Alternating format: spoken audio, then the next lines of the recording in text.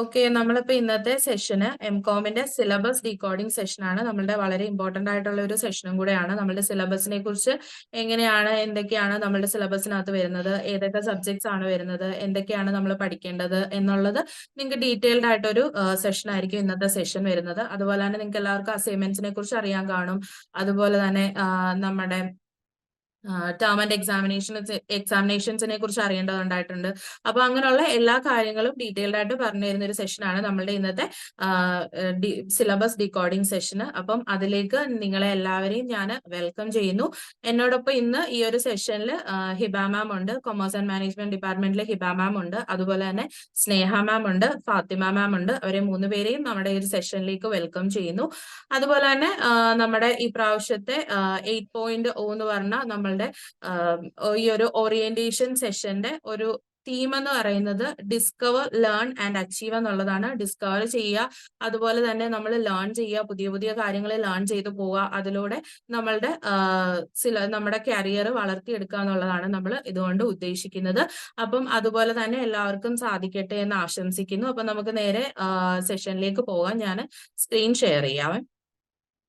അപ്പൊ ഫസ്റ്റ് നമ്മുടെ ഈ ഒരു ഓറിയന്റേഷൻ പ്രോഗ്രാമിന്റെ തീം കൊടുത്തിട്ടുണ്ട്, ഡിസ്കവർ, ലേൺ ആൻഡ് അച്ചീവ് എന്നുള്ളതാണ്. 8.0 എന്ന് പറയുന്നത് നമ്മളുടെ ടോട്ടൽ ലേൺ വൈസ് സ്റ്റാർട്ട് ചെയ്തത് മുതൽ ഇന്ന് വരെയുള്ളതിൽ നമ്മളുടെ 8ാമത്തെ ഓറിയന്റേഷൻ പ്രോഗ്രാം ആണിത്.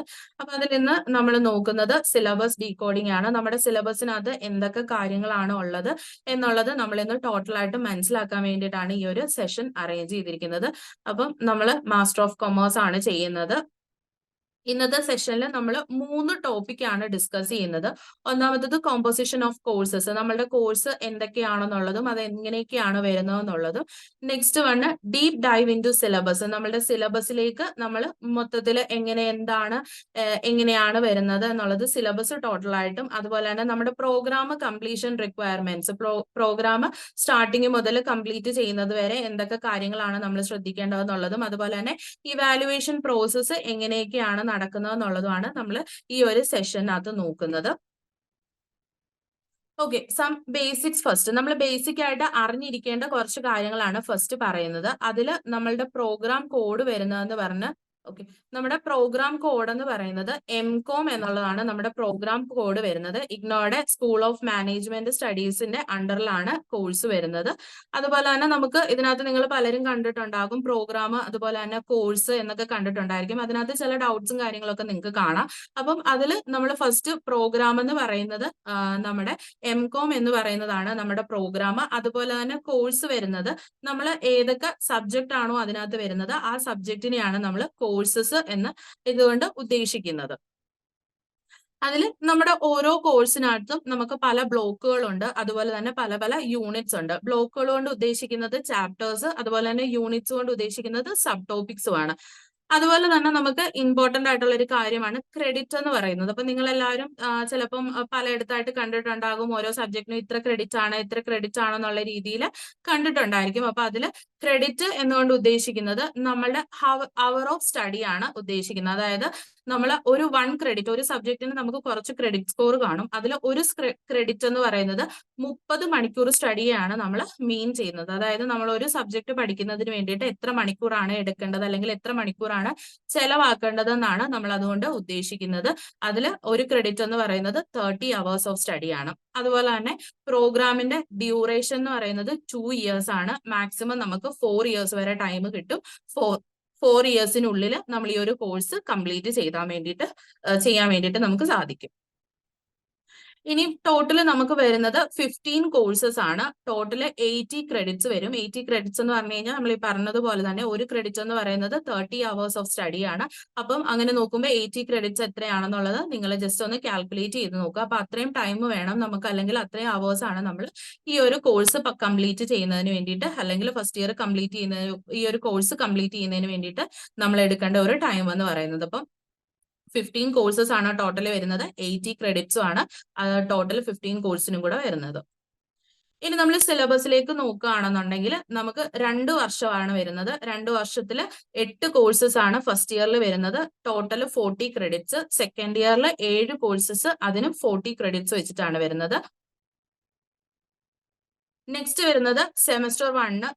ഇയർ 1 നമുക്ക് 2 സെമസ്റ്റേഴ്സ് ആണ് വരുന്നത്. സെമസ്റ്റർ 1ഉം സെമസ്റ്റർ 2ഉം. അതിൽ രണ്ടിലും സെമസ്റ്റർ 1 4 കോഴ്സസും 22 ക്രെഡിറ്റ്സും, സെമസ്റ്റർ 2 4 കോഴ്സസും 18 ക്രെഡിറ്റ്സും ആണ്. ഇയർ 2ലേക്ക് വരുമ്പോൾ സെം 3 4 കോഴ്സും 22 ക്രെഡിറ്റ്സും, സെം 4 3 കോഴ്സും 18 ക്രെഡിറ്റ്സും ആണ് വരുന്നത്. അങ്ങനെ ടോട്ടൽ 4 സെമസ്റ്റേഴ്സ് ആണ് നമുക്ക് 2 ഇയറിലും കൂടെ വരുന്നത്. ടോട്ടൽ 40-80 ക്രെഡിറ്റ്സും ആണ് വരുന്നത്. ഇനി സെം 1 നമുക്ക് പഠിക്കാനുള്ള 4 സബ്ജക്ട് അല്ലെങ്കിൽ 4 കോഴ്സ് ആണ് പറയുന്നത്. First one organisational theory and behaviour, second one business environment, third one accounting for managerial decisions, fourth one managerial economics. അതായത് നമുക്ക് പഠിക്കാനുള്ള 4 സബ്ജക്ട്. സെം 1 നമുക്ക് പഠിക്കാനുള്ള 4 സബ്ജക്റ്റുകളാണിത്. ടോട്ടൽ ഇതിന് 4 എണ്ണത്തിനും കൂടെ വരുന്ന ക്രെഡിറ്റ് എന്ന് പറയുന്നത് 22 ക്രെഡിറ്റ്സ് ആണ് ടോട്ടൽ വരുന്നത്. ഇനി നമുക്ക് അത് ഓരോ സബ്ജക്ട്, ഓരോ ചാപ്റ്റേഴ്സ് ആയിട്ട് അല്ലെങ്കിൽ ഓരോ ബ്ലോക്കിൽ എന്തൊക്കെയാണ് വരുന്നതെന്നുള്ളത് നോക്കാം. ഓർഗനൈസേഷണൽ തിയറി ആൻഡ് ബിഹേവിയർ, അതിന്റെ കോഴ്സ് കോഡ് വരുന്നത് MCO 1 ആണ്. കോഴ്സ് കോഡ് എന്ന് പറയുമ്പോഴത്തേക്കും നമ്മൾ ആ ഓരോ സബ്ജക്റ്റിനും ഓരോ കോഡ് കാണും. ആ കോഡാണ് പറഞ്ഞ MCO 01. അതാണ് ഓർഗനൈസേഷണൽ തിയറി ആൻഡ് ബിഹേവിയർ. അതിൽ ടോട്ടൽ നമുക്ക് 5 ബ്ലോക്കുകളാണ് പഠിക്കാനുള്ളത്. 5 ബ്ലോക്കിലും കൂടെ ടോട്ടൽ 6 ക്രെഡിറ്റ്സ് ആണ് വരുന്നത്. അതിൽ ഫസ്റ്റ് ബ്ലോക്ക് എന്ന് പറയുന്നത് ഓർഗനൈസേഷണൽ തിയറി. അതായത് ഓർഗനൈസേഷൻ തിയറിയെ കുറിച്ച്, നമ്മുടെ ഓർഗനൈസേഷന് എന്തൊക്കെ കാര്യങ്ങളാണ് വരുന്നത്, അതുപോലെ തന്നെ ഇൻഡിവിജ്വൽ ബിഹേവിയർ എന്തൊക്കെയാണ്, എങ്ങനെയൊക്കെയാണ് ഒരു ബിസിനസിനെ അഫക്ട് ചെയ്യുന്നതും ഇൻഫ്ലുവൻസ് ചെയ്യുന്നതും എന്നൊക്കെ ഉള്ളതാണ് നമ്മൾ ഈ ഒരു ബ്ലോക്കിനകത്ത് പഠിക്കുന്നത്. അതുപോലെ തന്നെ ഓർഗനൈസേഷണൽ കൾച്ചേഴ്സിനെ കുറിച്ചും ഒക്കെ നമ്മൾ ഈ ഒരു ബ്ലോക്കിനകത്ത് പഠിക്കുന്നുണ്ട്. ടോട്ടൽ 5 ബ്ലോക്കുകളാണ് വരുന്നത്. First block organizational theory. അതിൽ 3 യൂണിറ്റ് വരുന്നുണ്ട്. Unit 1 introduction to organization, unit 2 organizational theory, unit 3 organization structure and effectiveness. അങ്ങനെ 3 യൂണിറ്റുകളാണ് ബ്ലോക്ക് 1 വരുന്നത്. ഇനി സെക്കൻഡ് ബ്ലോക്കിലേക്ക് നോക്കുമ്പോൾ OB and individual perspective, organisation behaviour and individual perspective. ഒരു ഓർഗനൈസേഷൻ ബിഹേവിയറിൽ എങ്ങനെയൊക്കെയാണ് വരുന്നതെന്നുള്ളതാണ്. അതിൽ മൊത്തം നമുക്ക് 4 യൂണിറ്റ്സ് ആണ് പഠിക്കാനുള്ളത്. Overview of OB, organisational behaviour ആണ് OB എന്ന് പറയുന്നത്. Next individual behaviour and learning, മൂന്നാമത്തത് perception, next one attitude and values. അങ്ങനെ 4 യൂണിറ്റ്സ് ആണ് ബ്ലോക്ക് 2 നമുക്ക് പഠിക്കാൻ വേണ്ടിയിട്ടുള്ളത്. ഇനി നെക്സ്റ്റ് നമ്മൾ ബ്ലോക്ക് 3യിലേക്ക് നോക്കുകയാണെങ്കിൽ block 3 OB and individual perspective 2. നമ്മൾ ഫസ്റ്റ് സെക്കൻഡ് ബ്ലോക്കിൽ പറഞ്ഞ പോലെ ഇൻഡിവിജ്വൽ പെർസ്പെക്റ്റീവ് പറഞ്ഞതുപോലെ തന്നെ തേർഡ് ബ്ലോക്കിലും ഇൻഡിവിജ്വൽ പെർസ്പെക്റ്റീവിന്റെ സെക്കൻഡ് പാർട്ടായിട്ടാണ് വരുന്നത്. അതിലും നമുക്ക് 4 യൂണിറ്റ്സ് ആണ് പഠിക്കാനുള്ളത്. Personality and emotions, stress management, motivation, job design and job satisfaction. അങ്ങനെ 4 യൂണിറ്റ്സ് ആണ് നമുക്ക് തേർഡ് ബ്ലോക്കിൽ പഠിക്കാനുള്ളത്. ഫോർത്ത് ബ്ലോക്ക് എന്ന് പറയുന്നത് ഗ്രൂപ്പ് ബിഹേവിയർ. നമ്മൾ 2 ബ്ലോക്കിൽ ഇൻഡിവിജ്വൽ ബിഹേവിയറിനെ കുറിച്ചാണ് പറയുന്നതെന്നുണ്ടെങ്കിൽ നമ്മൾ ഫോർത്ത് ബ്ലോക്കിലേക്ക് വന്നപ്പോഴത്തേക്കിന് അതൊരു ഗ്രൂപ്പ് ബിഹേവിയർ ആയി, അല്ലെങ്കിൽ ഒരു ഗ്രൂപ്പ് ഓഫ് ആളുകളുടെ ബിഹേവിയർ എങ്ങനെയാണ് ഒരു ബിസിനസ്സിലേക്ക് വരുന്നതെന്നുള്ളതാണ് നമ്മൾ നെക്സ്റ്റ് ബ്ലോക്കിൽ പറയുന്നത്. അതിൽ നമുക്ക് ടോട്ടൽ 5 യൂണിറ്റ്സ് പഠിക്കാനുണ്ട്. Group foundation and structure, communication, conflict management, team building and leadership, power and politics. അങ്ങനെ 5 യൂണിറ്റ്സ് ആണ് ആ ഗ്രൂപ്പ് ബിഹേവിയർ എന്ന് പറഞ്ഞ ബ്ലോക്കിനകത്ത് നമുക്ക് പഠിക്കാനുള്ളത്.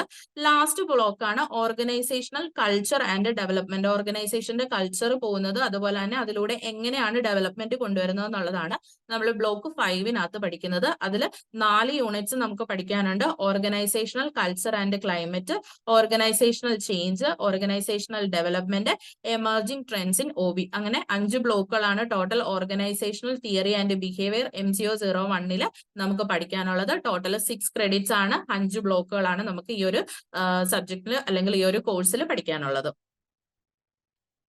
നെക്സ്റ്റ് സബ്ജക്ട് വരുന്നത് MCO 04 ബിസിനസ് എൻവയോൺമെന്റ് ആണ്. ബിസിനസ് എൻവയോൺമെന്റ് എന്ന് പറയുമ്പോഴത്തേക്കിന് നമ്മളുടെ ഒരു ബിസിനസിനെ ഇൻഫ്ലുവൻസ് ചെയ്യുകയോ അല്ലെങ്കിൽ അഫക്ട് ചെയ്യുന്ന എല്ലാ തരത്തിലുള്ള ഇന്റേണൽ ആയിട്ടും എക്സ്റ്റേണൽ ആയിട്ടും വരുന്ന എല്ലാ കാര്യങ്ങളെയാണ് നമ്മൾ ബിസിനസ് എൻവയോൺമെന്റിൽ കൊണ്ട് ഉദ്ദേശിക്കുന്നത്. അപ്പൊ അത് ഏതൊക്കെ ടൈപ്പ് ഓഫ് എൻവയോൺമെന്റ്സ് ആണെന്നുള്ളതാണ് നമ്മൾ ബേസിക് ആയിട്ട് ഈ ഒരു സബ്ജക്റ്റിനകത്ത് പഠിക്കുന്നത്. അതിന്റെ കോഴ്സ് കോഡ് എന്ന് പറയുന്നത് MCO 04 ആണ്. അതിൽ നമുക്ക് ടോട്ടൽ 5 ബ്ലോക്കുകൾ ബ്ലോക്കുകളാണ് പഠിക്കാനുള്ളത്. 5 ബ്ലോക്കിനും കൂടെ ടോട്ടൽ 6 ക്രെഡിറ്റ്സ് ആണ് വരുന്നത്. അപ്പം ബ്ലോക്ക് 1 നമുക്ക് നോക്കാം. ബ്ലോക്ക് 1 സോഷ്യോ പൊളിറ്റിക്കൽ എൻവയോൺമെന്റ് ആണ് വരുന്നത്.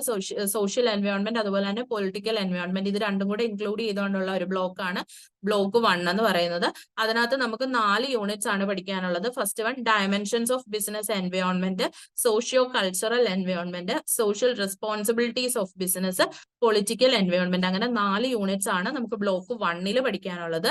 Next one block 2 legal environment ആണ്. സോഷ്യൽ പൊളിറ്റിക്കൽ എൻവയോൺമെന്റ് കഴിഞ്ഞ് കഴിഞ്ഞാൽ ഇമ്പോർട്ടന്റ് ആയിട്ടുള്ള ഒരു എൻവയോൺമെന്റ് ആണ് ലീഗൽ എൻവയോൺമെന്റ് എന്ന് പറയുന്നത്.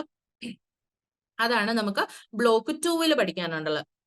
അതിൽ നമുക്ക് 4 യൂണിറ്റ്സ് പഠിക്കാനുണ്ട്. First one regulatory policies and framework, corporate law 1, corporate law 2, labour legislation. അങ്ങനെ 4 യൂണിറ്റ്സ് ആണ് സെക്കൻഡ് ബ്ലോക്കിൽ നമുക്ക് പഠിക്കാനുള്ളത്.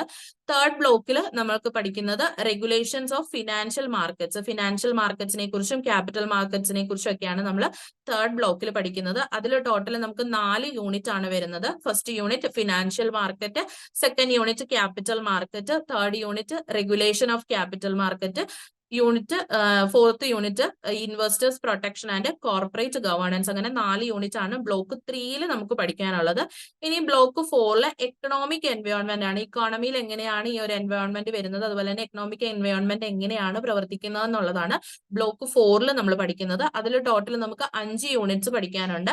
First one structure of Indian economy, second one economic planning, third one economic policies, fourth one small scale industries, fifth one economic reforms. അങ്ങനെ total 5 units ആണ് നമ്മൾ block 4 economic എൻവയോൺമെന്റിൽ പഠിക്കുന്നത്. ഇനി നെക്സ്റ്റ് ബ്ലോക്ക് 5 വരുമ്പോൾ international and technological environment. International നമ്മൾ ഇത്രയും fourth block വരെ നമ്മൾ ഇന്ത്യനകത്തുള്ള കാര്യങ്ങളായിരുന്നു പഠിച്ചത്. ഇനി നെക്സ്റ്റ് നമ്മൾ വരുന്നത് ഇന്റർനാഷണൽ ലെവലിലേക്കുള്ള കാര്യങ്ങളാണ്.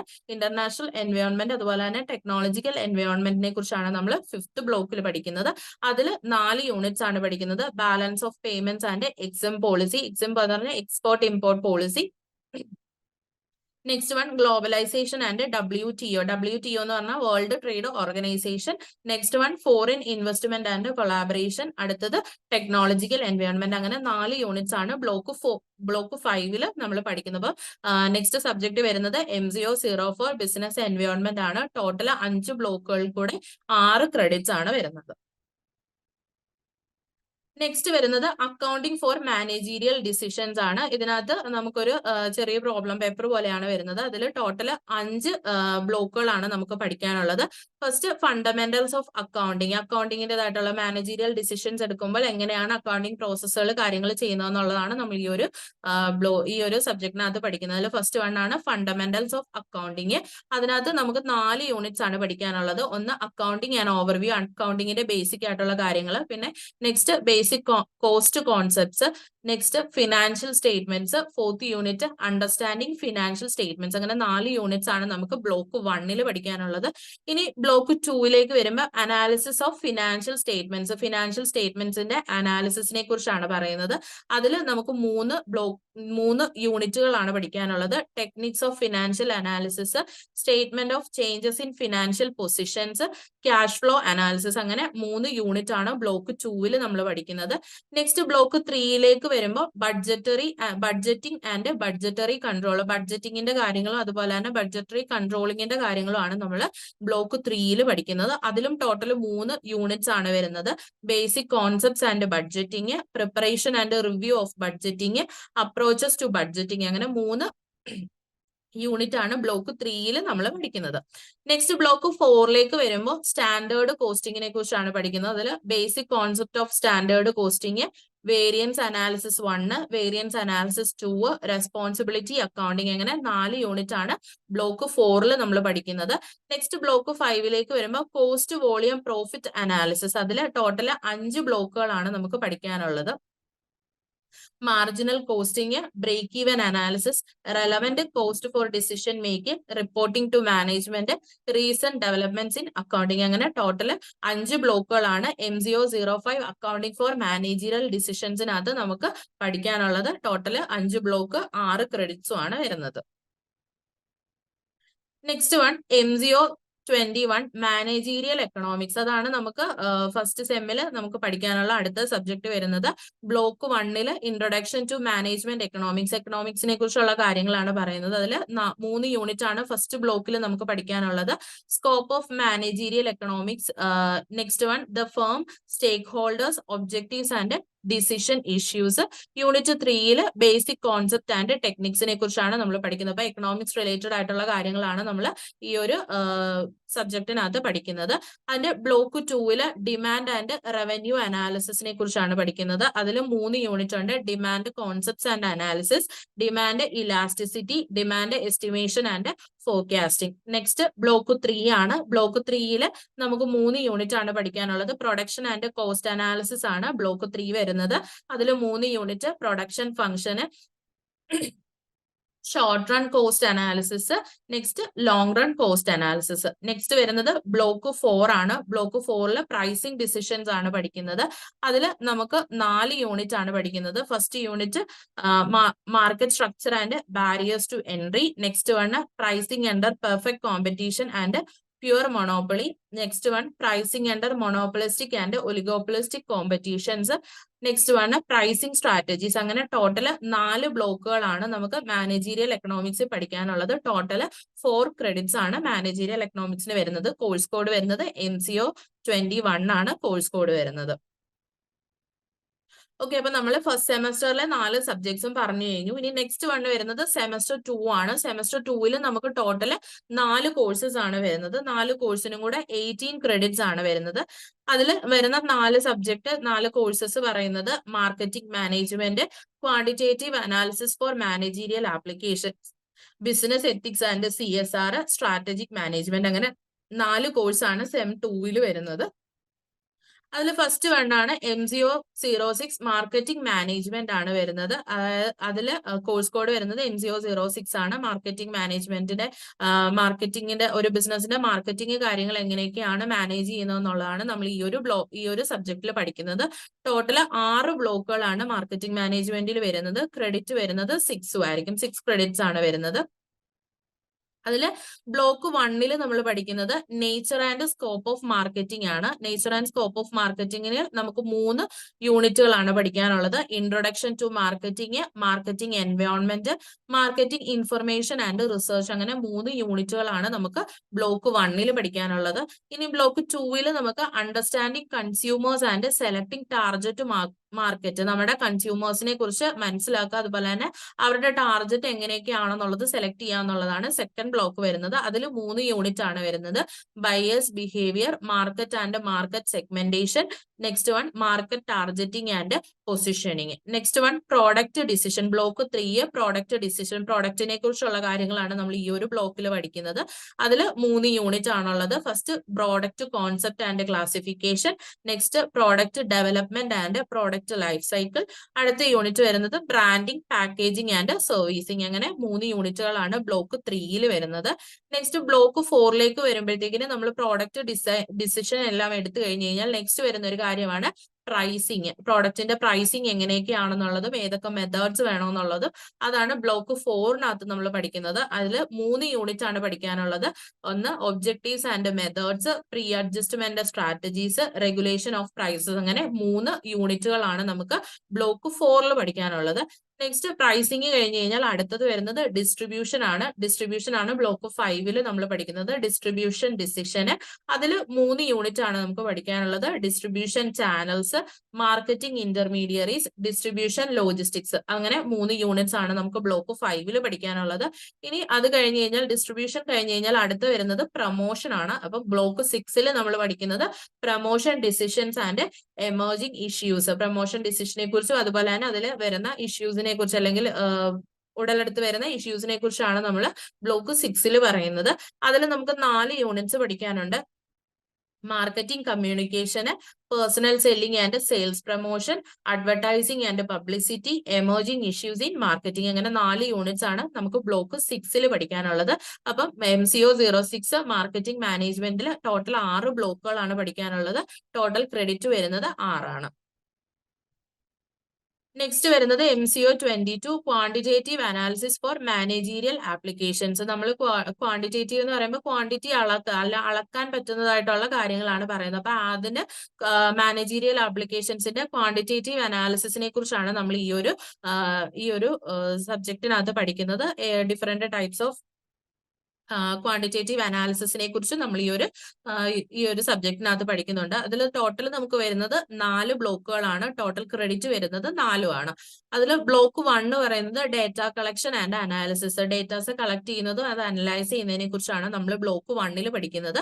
ടോട്ടൽ 5 യൂണിറ്റ്സ് ആണ് വരുന്നത്. Quantitative decision making and overview, collection of data, presentation of data, measures of central tendency, measures of variation and skewness. അങ്ങനെ 5 യൂണിറ്റ്സ് ആണ് ബ്ലോക്ക് 1 വരുന്നത്. Next block 2 probability and probability distribution. പ്രോബബിലിറ്റിയെ കുറിച്ചും അതുപോലെ തന്നെ പ്രോബബിലിറ്റി ഡിസ്ട്രിബ്യൂഷനെ കുറിച്ചുമാണ് നമ്മൾ ബ്ലോക്ക് 2 പഠിക്കുന്നത്. ടോട്ടൽ 4 യൂണിറ്റ് ആണ് നമുക്ക് വരുന്നത്. First basic concept of probability, discrete probability distributions, continuous probability distributions, decision theory. അങ്ങനെ 4 യൂണിറ്റ് ആണ് നമ്മൾ ബ്ലോക്ക് 2 പഠിക്കുന്നത്. നെക്സ്റ്റ് ബ്ലോക്ക് 3 വരുമ്പോൾ സാമ്പിളിംഗ് ആൻഡ് സാമ്പിളിംഗ് ഡിസ്ട്രിബ്യൂഷൻസ് ആണ് വരുന്നത്. അതിൽ ടോട്ടൽ നമുക്ക് 4 യൂണിറ്റ് പഠിക്കാനുണ്ട്.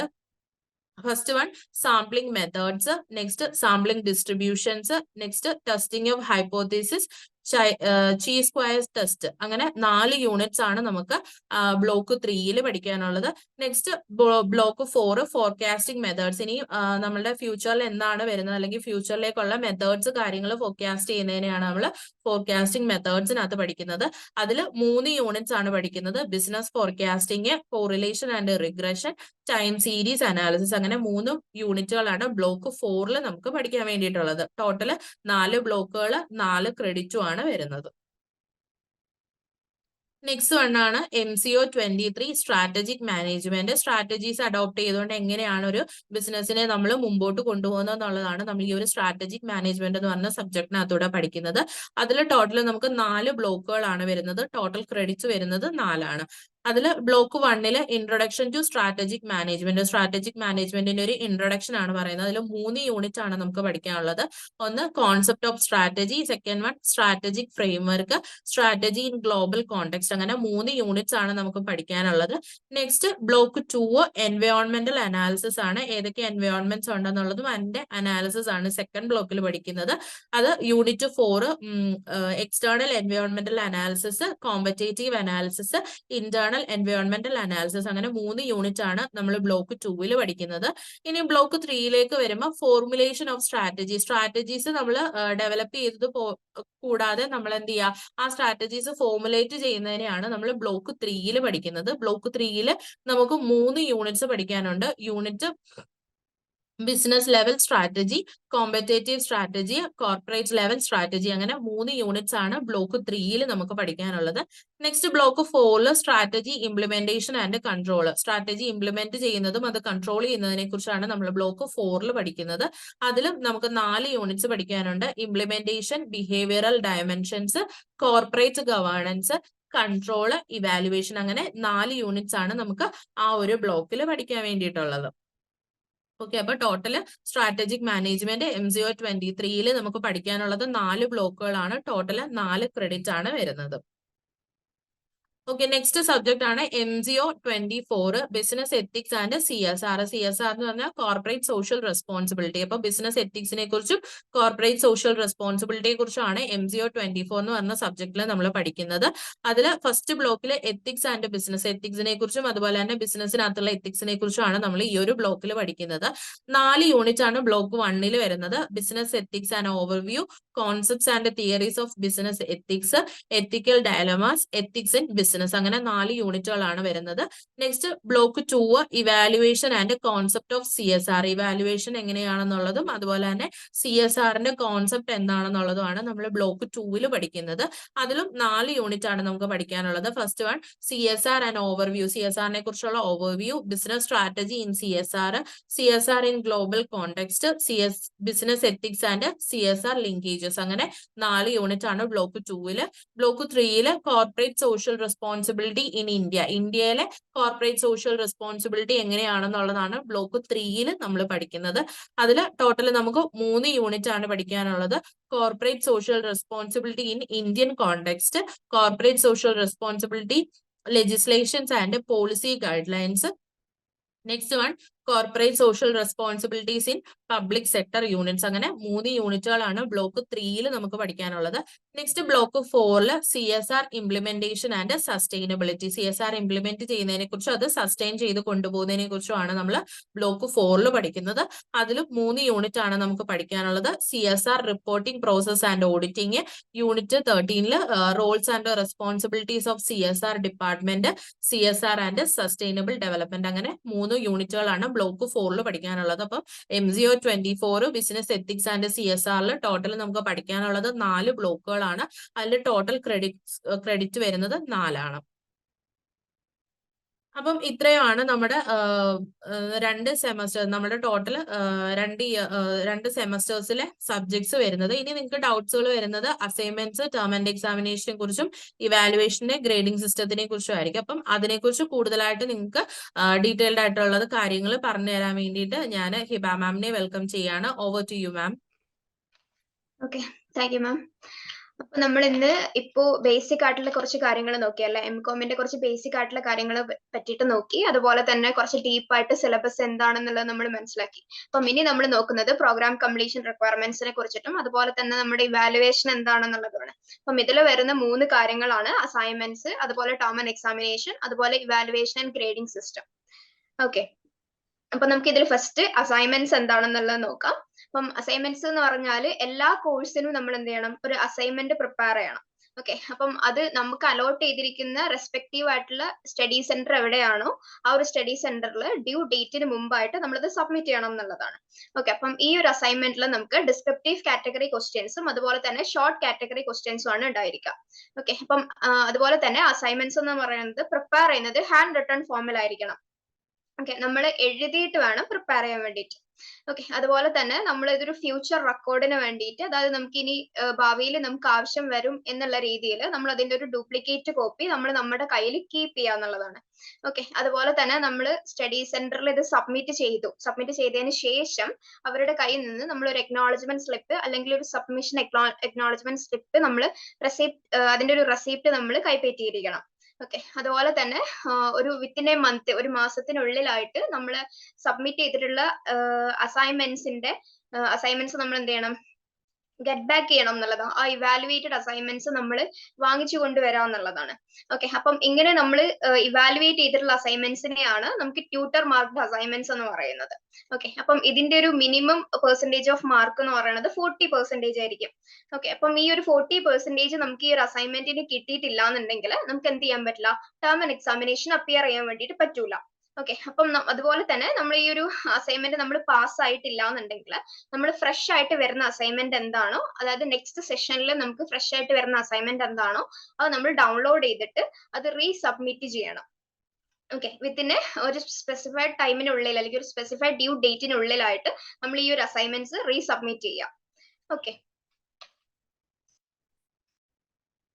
ഇനി നമുക്ക് അടുത്തതായിട്ട് ടേം ആൻഡ് എക്സാമിനേഷനെ കുറിച്ചിട്ട് നോക്കാം.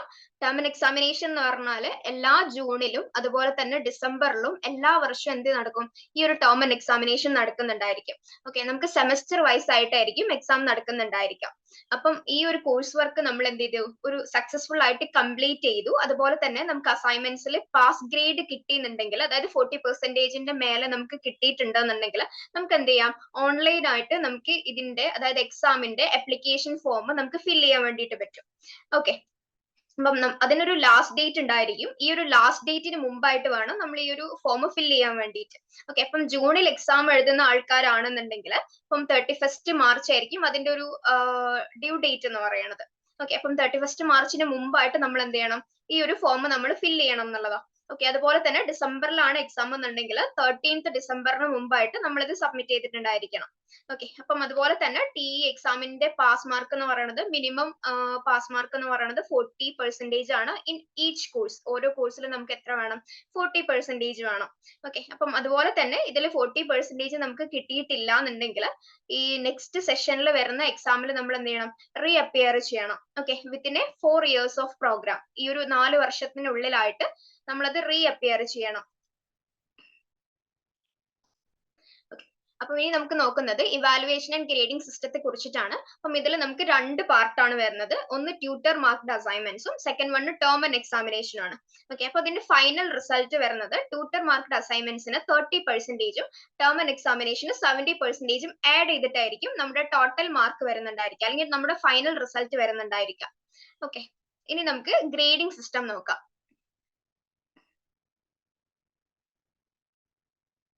ഗ്രേഡിംഗ് സിസ്റ്റം എന്ന് പറഞ്ഞാൽ ഇപ്പം TMA അതായത് ട്യൂട്ടർ മാർക്ക്ഡ് അസൈൻമെന്റ്സിനും അതുപോലെ തന്നെ ടേം ആൻഡ് എക്സാമിനേഷനും കൂടിയിട്ട് 4 പോയിന്റ് ഗ്രേഡിംഗ് സിസ്റ്റം ആണ് IGNOU ഫോളോ ചെയ്യുന്നത്.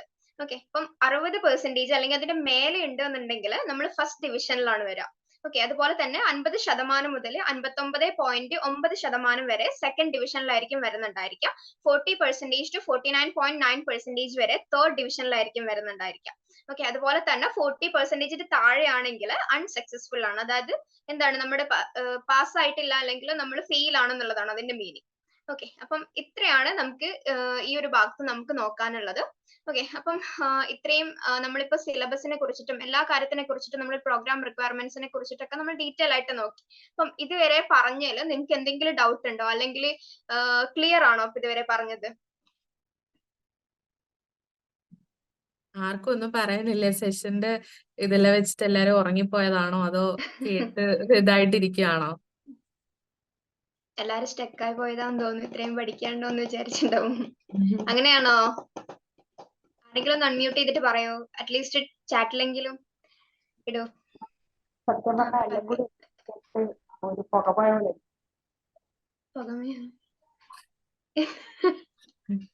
കൊറേ പഠിക്കാനുണ്ട് ഓർത്തിട്ടുള്ള ഒരു ടെൻഷൻ പോലെ അല്ലേ? സബ്ജക്റ്റിന്റെ തന്നെ എല്ലാം കേട്ട് അതേപോലെ മാർക്കും എല്ലാം കൂടി വന്നപ്പോ ഒരു പുകവാണ്. പക്ഷെ സംഭവം മനസ്സിലായില്ലെന്നല്ല കേട്ടോ, എല്ലാം കൂടി ഒരുമിച്ച് വന്നപ്പോ പറഞ്ഞത് മനസ്സിലായില്ലെന്നല്ല, പറഞ്ഞത് മനസ്സിലായിട്ടുണ്ട്. എല്ലാം കൂടി ഇപ്പൊ ഇത്രയൊക്കെ ഉണ്ടല്ലോ എന്നുള്ളൊരു ഇത് വന്നതായിരിക്കും.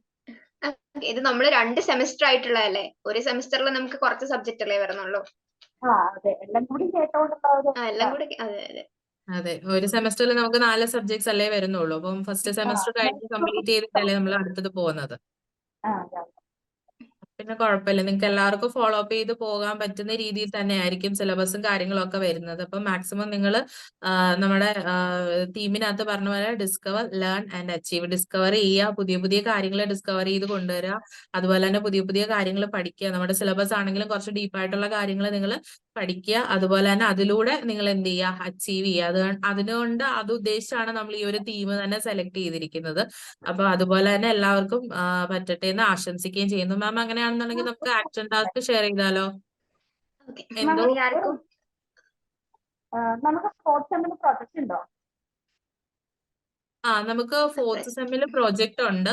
ഫോർത്ത് സെമ്മില് സെക്കൻഡ് ഇയറിലാണ് വരുന്നത്. അത് നമുക്ക് കുറച്ച് ഡീറ്റെയിൽഡ് ആയിട്ടുള്ള കാര്യങ്ങൾ അതിൽ ഷെയർ ചെയ്യാനുണ്ട്. നമ്മൾ ഗൈഡിനെ കണ്ടുപിടിക്കുന്നതും അതുപോലെ തന്നെ ഗൈഡിന് കുറച്ച് സ്പെസിഫിക്കേഷൻസും കാര്യങ്ങളൊക്കെ പറയുന്നുണ്ട്. അതുപോലെ തന്നെ പ്രൊജക്ട് നമ്മൾ സ്റ്റാർട്ട് ചെയ്യുന്നത് കുറച്ച് നേരത്തെ ആയിട്ട് സ്റ്റാർട്ട് ചെയ്യുന്ന കാര്യങ്ങളൊക്കെ കുറച്ച് ഡീറ്റെയിൽഡ് ആയിട്ടുള്ള കാര്യങ്ങളുണ്ട്. അപ്പൊ അത് എന്തായാലും നിങ്ങൾക്ക് ഇതുപോലൊരു സെഷന് സെക്കൻഡ് ഇയറിലും കാണും. സിലബസ് ഡീകോഡിങ് നിങ്ങൾ സെക്കൻഡ് ഇയറിലെ സബ്ജക്ട്സിന്റെ കാര്യങ്ങളൊക്കെ ഡീറ്റെയിൽഡ് ആയിട്ട് പറഞ്ഞു തരുന്ന ഒരു സെഷൻ നിങ്ങൾക്ക് സെക്കൻഡ് ഇയറിലും കാണും. അപ്പൊ അതിനകത്ത് പ്രൊജക്ടിന്റെ കാര്യങ്ങളും പ്രൊജക്ടിന്റെ ഗൈഡ് ലൈൻസും എന്നത്തേക്കാണ് ചെയ്ത് തുടങ്ങേണ്ടതെന്നുള്ളതും എന്നത്തേക്കാണ് സബ്മിറ്റ് ചെയ്യേണ്ടതെന്നുള്ളതും ഗൈഡിന്റെ കാര്യങ്ങളെല്ലാം നിങ്ങൾക്ക് ഡീറ്റെയിൽഡ് ആയിട്ട് ആ ഒരു സെഷനിൽ പറഞ്ഞുതരും കേട്ടോ. നമുക്ക് എക്സാമിന് മാക്സിമം സ്കോർ ചെയ്യാൻ പറ്റുന്ന എങ്ങനെയാന്നുള്ള ഇതുള്ള ക്ലാസ് കൂടെ ഉണ്ടോ? അത് നമുക്ക് എക്സാം ഓറിയന്റഡ് ആയിട്ട് നിങ്ങൾക്ക് ഇനി സെഷൻസ് വരും. എക്സാം ഓറിയന്റഡ് ആയിട്ട് ഓരോ സബ്ജക്റ്റിന് സ്പെസിഫിക് ആയിട്ടുള്ള എക്സാം ഓറിയന്റഡ് ക്ലാസ്സസ് കാണും. അതിനകത്ത് നിങ്ങൾക്ക് എങ്ങനെയൊക്കെയാണ് പഠിക്കുന്നത് എന്നുള്ളതൊക്കെ നമ്മൾ പറഞ്ഞു തരും. അല്ലെങ്കിൽ ഏതൊക്കെ ഏരിയാസിലാണോ ഫോക്കസ് ചെയ്ത് പഠിക്കേണ്ടത്.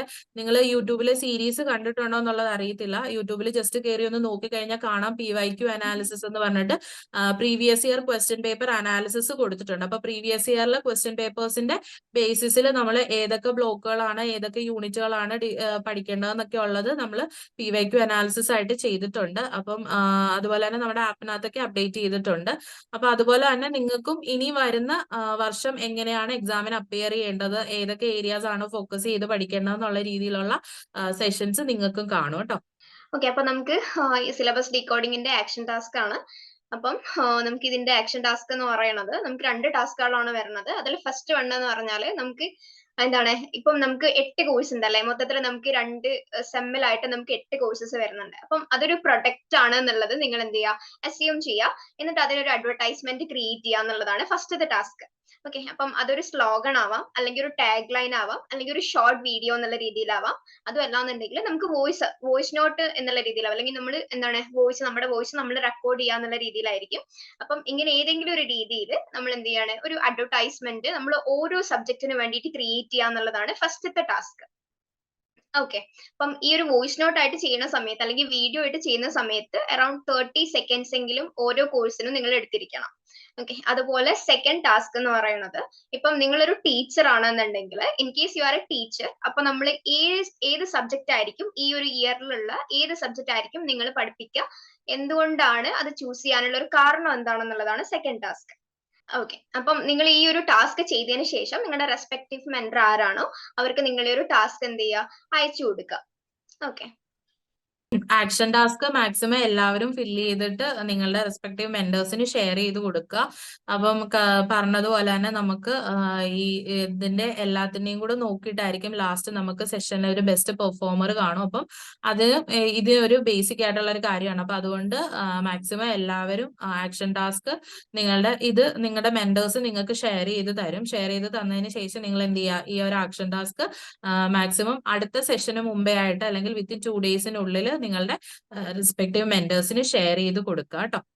ഓക്കെ, അപ്പം എല്ലാവർക്കും ഈ ഒരു സെഷനിൽ അറ്റൻഡ് ചെയ്ത നമ്മളെ ഹെൽപ്പ് ചെയ്ത ഹിബ മാമിനും അതുപോലെ തന്നെ സ്നേഹ മാമിനും ഫാത്തിമ മാമിനും എല്ലാവർക്കും താങ്ക് യു.